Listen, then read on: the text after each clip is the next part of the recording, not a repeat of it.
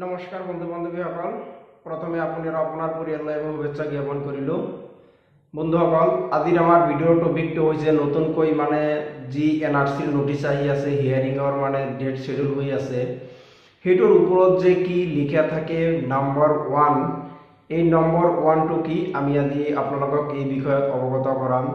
তাৰ আগত আমি সকলোকে ৰিকুৱেষ্ট কৰিছোঁ যদি প্ৰথমবাৰলৈ আমাৰ এই চেনেললৈ আছে তেন্তে আমাৰ চেনেলটো সাবস্ক্ৰাইব কৰিব লগতে যি ঘণ্টি আইকন আছে এই ঘণ্টি আইকনটো বজাই দিব যাতে আমি যেতিয়াই নতুন নতুন ভিডিঅ' আপলোড কৰোঁ আপোনালোকে তাৰ নটিফিকেশ্যনবিলাক পাই যায়।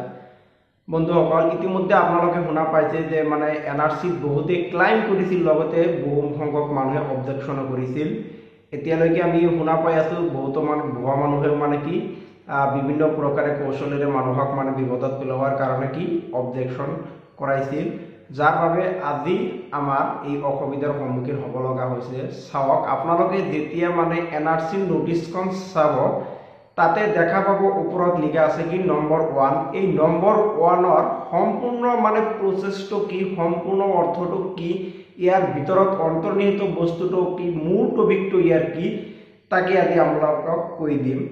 যদি এনআৰচিৰ নোটিছত 1 নম্বৰ আহে তেন্তে আপোনালোকে বুজা পাব যে এইটো কি অবজেকশ্যনৰ নোটিছ আহিছে আৰু তাতে কি এৰাৰ নম্বৰটো দিয়া থাকিব।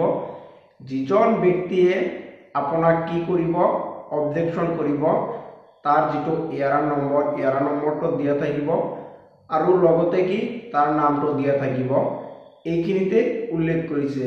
তো এতিয়ালৈকে আমাৰ হাতত তেনেকুৱা তথ্য বা নোটিছ আহি পোৱা নাই, জাষ্ট আমি বিভিন্ন নিউজ সাইটত সাৰ্চ কৰি আমি এইটো পালোঁ যে নম্বৰ 1 আপোনাক কোনোবাই অবজেকশ্যন কৰিছিল যাৰ কাৰণে আপোনালোকৰ হিয়াৰিঙৰ শেডিউল কৰিছে।